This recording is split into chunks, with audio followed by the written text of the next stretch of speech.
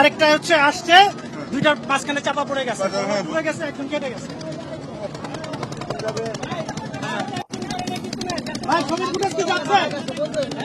এরা কি দেখে না নিরাপত্তা মানুষের নাই?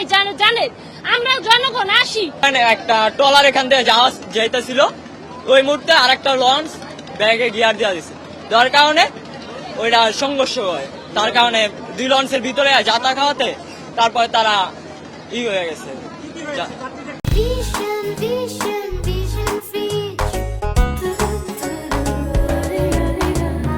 কষ্ট করে উঠাইছিল।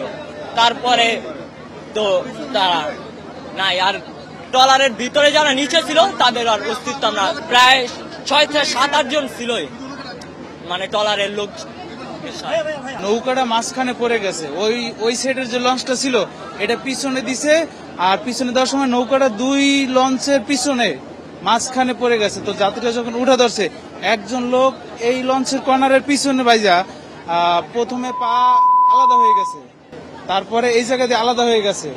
এই লোকটা ওই লঞ্চের ওই সাইডে বাইজা রয়েছে, তারপরে আর একজন লোক এই লঞ্চের পিছনে আর ওইটার সাইডে বাইজা একদম পুরো মানে পিষ্ট হয়ে গেছে, একদম পিষ্ট হয়ে গেছে। ওই লোকটার একজন লোক ধরে রাখছিল, তবে উনি আর মানে নিজের কন্ট্রোল করতে না পাইরা লাস্টে ছেড়ে দিছে, পরে পানির ভিতরে পড়ে গেছে। যে একটা লঞ্চ, দুই লঞ্চে, এক লঞ্চ পিছনে আর এক লঞ্চ এইটা, আর ট্রলারের লোক আসছে, এই লোকেরা আইসে পিছনে লঞ্চটা আইসে মাইরে দেওয়ার পর একজন লোক 3 টুকরো হয়ে পানিতে পড়ে গেছে, আর একজন লোক ওই মাঝখানে থেকে লঞ্চের ইতে বাজে ছেঁচড়ে আস্তে আস্তে রক্ত পুরো পরে আপনি পানিতে পড়ে গেছে। একটা ট্রলারে 7 থেকে 8 জন লোক ছিল, এর ভিতরে শুধু একজন লোক ছিল, আর লোকটি কি কোথায় গেছে কোনো খবরই নেই। রাজপতিপক্ষ আরে কেন একজনের করে, কেন একজনের দাও পাটা, একজনের একজনের সংকোচ করে? এরা কি দেখে না? এরা কি দেখে না নিরাপত্তা মানুষের নাই?